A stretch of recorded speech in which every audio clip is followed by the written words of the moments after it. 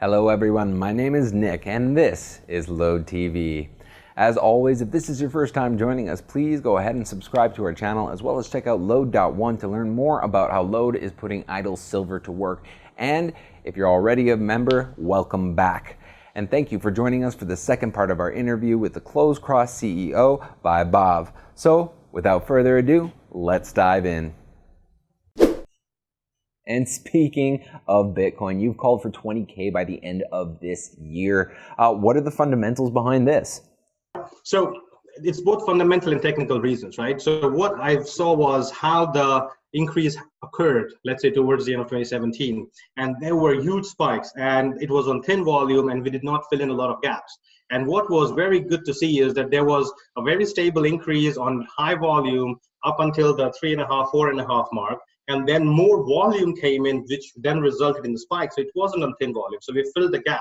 And I think now we've built a solid base. So the people who are going to buy it, they've bought it. The speculators might come in and go, but the people who are going to hodl, in our terminology, right, are the ones who are there for the fundamental reasons, are going to impact long-term growth of it. Also, from the fundamental perspective, just things like Fidelity coming in or Grayscale coming in and letting people have easier access to it.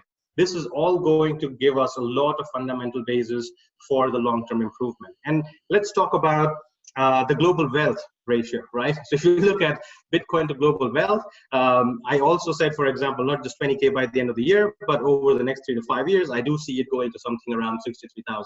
Now that's essential calculation by saying if only 0.5% of the store of value is given to Bitcoin by the global population, that's where we're going to end up.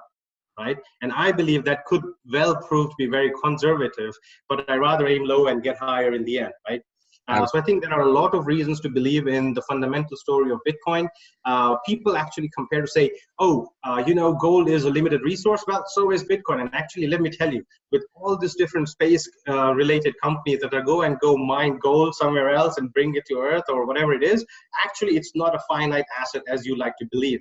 And there is a ton of more discoverable assets. But Bitcoin, we know at least the base Bitcoin has a limited supply. And we've already exhausted 7/8 of that supply. So as more people become aware of it, more people start to believe in it, the people who are going to hold it are going to be the winners. So if I were to tell somebody, or as I was talking to my brother-in-law the other day, you should essentially just invest in Bitcoin and forget about it for 20, 30 years. Sound advice. I know I definitely am taking that kind of advice to heart when I hear it. Now, out of curiosity though, are you a Bitcoin maximalist? Is Bitcoin the holy grail, or are there altcoins that you actually believe in? And do you think that this time around in the market that we're going to see a decoupling from the altcoin market, or will Bitcoin drag the entire market up like it did in 2017? So going back to the framework, which I proposed before, right? So there is the coexistence of the 4 different asset classes. So Bitcoin will be in a league of its own. That's a given, right, in terms of the store of long-term value.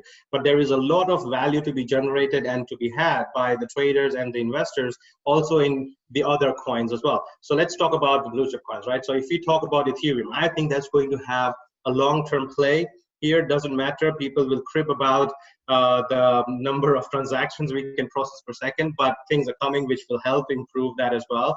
So as we move to POS instead of POW, we're going to see a big increase. And there are other improvements which are coming in from the core development team, which are going to help us get over that hurdle of, let's say, the Visa comparison and so on and so forth.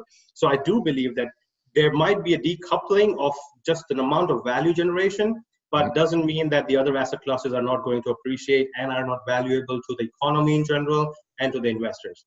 But I would definitely say, do your own research. As I said before, I think the things like Ethereum, EOS are, let's say, very much in the position to benefit from the protocol utility coin perspective.